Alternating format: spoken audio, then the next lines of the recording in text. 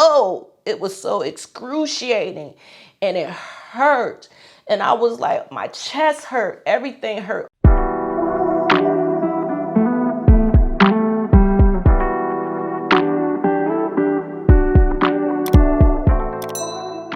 Hey my LW gang, welcome back to this channel. And for those that are here for the first time, hello, my name is Lanita. Consider hitting that subscribe button now or after you get finished watching this video, because here on my channel, you get fashion, beauty, and lifestyle. And I am here for the 50 and plus women. And today's topic is going to be a little bit different than the normal fashion topic. And today's topic, we're going to be talking about, did I have breast surgery? Are my breasts real? Are there implants? So let's just jump right into this video. Thank you guys so much for being here. We're at the part 2 of did I have breast surgery, why I had breast surgery, and things like that. So if you're new here, go ahead and subscribe to this channel after you get finished watching this video if you find it was helpful. Because today we're going to be touching on, again, part 2 of did I have surgery? Is my breast real? Why did I have surgery? And I'm going to dive right into it. For this video here is for educational purposes for anyone that has a history of breast cancer in their family, or they have the BRCA1 or the BRCA2 gene. So we're going to dive right into that topic. We're going to talk about it. And I'm also going to educate you on the prophylactic surgeries that I had. So let's just jump right into it. So I highly recommend, if anybody has a family history of cancer, breast cancer in the family, to go get the testing of the genetics to see if you are BRCA1 or BRCA2. It's not going to hurt. If anything, it's going to help you in the long run, so you can find out sooner than later if you may or may not have breast cancer. That way you can see, okay, do I need to take a prophylactic surgeries, do anything to lessen my chances of getting the breast cancer and the survival rates and everything. Someone had reached out to me and asked me, did I have surgery on my breast? And I responded to you guys, and I also let you know why I had the surgery done. And yes, I did have breast surgery. I had breast surgery because I tested positive for the BRCA1 gene, which is a gene that runs heavy in my family. My cousin did a collaboration with breastcancer.org explaining our family history with breast cancer. I'm gonna put that link up here somewhere. You can check it out. I am also in the video as well. So if you want to know more about my history, click the link and check it out. So I'm going to educate you a little bit about the BRCA1 and BRCA2. So if you catch me looking down, I'm only reading my notes because it's a lot to take in and there's a lot of information to gather. So the BRCA1 and BRCA2 are the genes that, when functioning normally, helps repair the damage of the DNA. And it maintains the stability of the cells with the genetic material. Mutations in these genes can prevent them from repairing the DNA damage, increasing the risk of developing certain cancers. Now, BRCA1 and BRCA2 are the most well-known genes linked to breast cancer, but most new mutations can also increase the risk of other cancers like ovarian cancer, prostate cancer, and pancreas cancer. So my diagnosis that I had was the BRCA1. So with that being said, right then and there, I knew I had a chance of somewhere down the line getting breast cancer, ovarian cancer. Now we're going to get in talking about the mutations and the risk of the mutations. When these genes are mutated, they may not function correctly, leading to an increased risk of developing breast cancer and other cancers. So being as though I am BRCA1, I have a chance of getting breast cancer and also getting ovarian cancer. So my results will lead me to a higher risk than someone that doesn't have the mutation or doesn't have BRCA1, if that makes sense. I'm more at risk, meaning I have a higher risk. I have it in my genes. I'm BRCA1, and that's just how it goes. We're going to talk about the inheritance. BRCA1 and BRCA2 gene mutations are inherited, and which meaning that a person with a mutation has a 50% chance of passing it to their offspring. So as I mentioned in my other video, that if you're tested positive for the BRCA somewhere down the line, that your kids, or say if your mother got tested and you need to go tested yourself, you need to go get tested yourself, because there's a chance that you may be also BRCA1 or BRCA2. And I explained to you guys earlier in my video that once I got tested, that I explained to my daughter, you know, at that age she was in her early 20s, that you should get tested, because most likely you're going to have the BRCA as well. So at that time, she didn't get tested. She didn't have any kids. And normally when you do get tested and say that you do come out positive, well, you have to take the prophylactic measurements of surgeries, right? Because that's what I did. You will have to either do the oophorectomy, the mastectomy. There's things that you can do to lessen your chances of the percentage of getting the cancer. So she doesn't have any kids. At that time, she didn't have any kids. So she was kind of like back and forth with it, on the fence about it. And today, which she's now in her 30s, she does have breast cancer. So she tested positive for breast cancer on stage 3. So like I was explaining to you, because we're going to talk about the increased cancer risk. So if you're tested with the BRCA1, there's a higher chance for you to be tested positive for cancer. And the individual with the BRCA1 or the BRCA2 mutation has a significant higher risk of developing breast cancer, ovarian cancer, and other cancers compared to those without the mutations. So again, like I explained earlier in the video, if you don't have a family history of cancer, not saying that you can't get cancer, because there's still a possibility that you can get cancer, because you may be a smoker, you may be working in a warehouse or a building that has certain chemicals and things like that. Other people can get cancer because of those reasons. But we're talking about the BRCA1 and BRCA2. If you have the gene and the mutation, that you're more prone to getting cancer, you're more at risk. You got a higher risk of getting cancer somewhere down the line. That when I hear just bypassing people in the store, talk with them, and I hear people saying they lost their mother, their father, or a family member, and I'm like, you know, and they talk about the history, and I'm like, oh my goodness, you know, did you ever think about getting tested yourself? Like, and people don't even think about getting tested.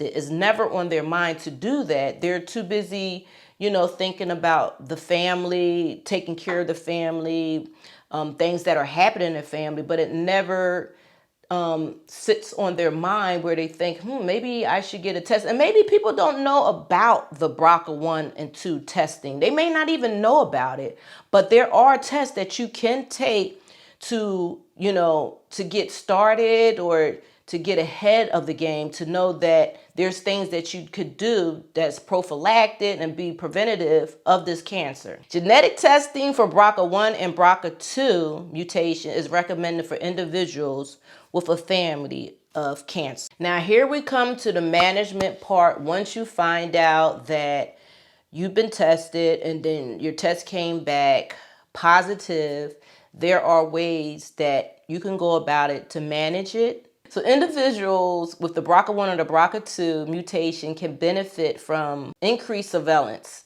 chemoprevention, or prophylactic surgeries to reduce the risk of cancer. Now, I can only talk about BRCA1 for me because I'm BRCA1. BRCA2 is something that I'm still learning, right? But I'm just focusing more on the BRCA1, which is for me. And BRCA1 mutations are most often associated with the triple negative breast cancer, which is more aggressive and harder to treat. So if you get tested positive, let's just say you got tested positive for the BRCA1. That means if you have breast cancer, most likely is going to be the aggressive cancer, which is the kind of cancer that is kind of hard to treat. Long as you you healthy, you try to maintain your lifestyle of being healthy, eating right, and things like that. My sister, when she passed away from cancer, she was 37. She had breast cancer, and of course she was BRCA1. And yes, she did have the aggressive cancer, which caused her heart to fail. She had congestion heart failure and things like that. So she had a lot of complications to the treatments, which led to her death. My daughter right now, she has the triple negative breast cancer. So her breast cancer is an aggressive cancer as well. So that's why I say go get tested to see if you're BRCA1 or BRCA2, or if you do have the genes. That way you can catch it early, because later down the line, the stages, it can get a little difficult, but there's always hope, Now we're going to talk about what I did. Once I found out that I had breast cancer, not breast cancer. Once I found out I was BRCA1, I said, okay, there's things that I could do, prophylactic surgeries. They explained everything to me. And of course, I was on board with everything. I'm like, look, I'm okay. I don't need these breasts. I done already had children. I don't need the fallopian tubes. I don't need my ovaries. However, I will keep my uterus, right? Because I'm like, that's a little bit too much going on. I don't, first of all, I'm just like overwhelmed by things that I have to do in order to lessen my chances, of breast cancer. So I'm like, okay, I'll do the surgery. You get your breast removed, they're removing the whole tissues. Vice versa when someone get breast implants for cosmetic reasons. So mine wasn't cosmetic. It was more for health issues, meaning like the BRCA1, I tested positive for that. So it's like, okay, this is more so a prophylactic surgery, nothing for cosmetic, just to make that known, okay? With the cosmetic surgery, they will place the implant on top of the fatty tissue. When you're getting the breast cancer, when you're getting what I got done, removed, they're removing the whole tissue. The reason for that is because they don't want any cancer, because cancer will attach to the fatty tissues, and that's what makes it grow, right? So in order for me not to get any cancer in that area, they just have to remove the whole entire fat. So you can just imagine, once I got the surgery, my whole chest was just flat. Now, what I did get, in order to continue on with the surgery, you have to get expanders, which expanders, they push your skin out. So in order for them to put the implants in, so they have to stretch the skin, if that makes sense. So the breast expanders are temporary implants used in a breast reconstruction after mastectomy to gradually stretch the skin and tissue, as I was explaining to you guys earlier, creating space for a permanent breast implant. So they need to stretch the skin out a little bit in order to put that breast in that spot so it can sit. They are essentially inflatable balloons filled with saline over time to expand the breast over 8 weeks. And when I tell you, it was so excruciating and it hurt. And I was like, my chest hurt, everything hurt. After it was all over with, of course, I'm like, I made the right decision. But at that time, I was in excruciating pain. My whole chest, it felt like it was a brick laying on my chest. It felt so painful. Everything was hurting, and I was in pain for weeks and months, like going through this. So you can just imagine the trauma and the mindset I was in at that time. And I didn't know, like, is this the right thing I did, or should I had done something different? Should I just left it there? And here I am today. I'm okay and I feel good. I'm happy I did it. But at that time, it was like everything hurt. Everything was hurting. My chest was just like, So when they put these expanders in, they actually have like an injection with solution in, and they're pushing it through. And when they're pushing it through, it's expanding and stretching my skin. And that's the part that I felt, my skin being stretched. Imagine feeling your skin, let alone on your chest, being stretched, right? Yeah. So once that was all over with, later I had to go in to another surgery. So I believe I had like maybe 4 surgeries within that year, where I had my ovaries removed, my fallopian tubes removed, my breasts done for the implants to go in, and then on top of that, the expanders. So that's pretty much like 3 or 4 surgeries within a year. After I got the implants in, I felt the tightness on my chest, but I knew that the expanders was going, because that part was the excruciating part. Now, you can do it another way, where if you want to, and I forget what they call it, but you could take fat from your stomach and use that for your breasts. The reason why I didn't use my stomach fat is because I didn't have enough. I could have, but it was only enough for like a B cup. I wanted a D cup. I wanted it close enough to the breast that I already had, which I probably would show the video of what I had at that time, close enough to what I got going on now. So I wanted to get close enough. I didn't want them that big, but I wanted them big where I won't feel like, okay, this is too small for me. Because certain sizes, you know your body and you know what looks good on you. So I said, okay, if I can't use my fat on my stomach, then I'll go with the implants. So I go with the implants. So that's what made me go with the implants, is because I didn't have enough body fat in my stomach. Now, if you have a lot of weight on you, you got a lot of fat tissue in your stomach, then depending on what size you get, then you probably can go ahead and do that one. If it's not looking like how you want it to look, they can also go back in and do certain things. Like myself, I have this scar on the side because when they did my surgery, this wasn't matching with the breast. So as you can see right here, this is my scar. This is my scar because I did not like the way this side was looking. It was full of fat. It didn't look right. It didn't match my sides. And they went in, they did another surgery. They moved all the extra fat. And then they took some of the skin away. So it was pretty much like a tuck and removed the fat. And that's why I have these scars here. Because a lot of people are wondering, why you have scars there? Did you have implants? You have breast implants. You know, just a whole lot of fuss. And it's like, okay, yes. But not everybody's out here trying to get a whole BBL, a 360, all this cosmetic stuff. Mine wasn't for cosmetic reasons. It was for health reasons.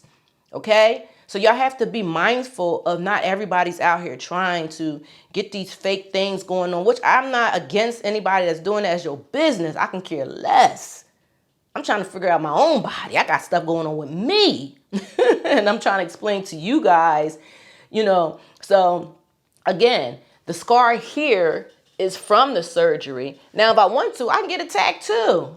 Hide the scar. I like wearing shirts like this, swimsuits, 2 pieces, bikini. When I do that, just know that people are going to see it. I'm not embarrassed of it. I can care less. Look, y'all, I'm 52 years old.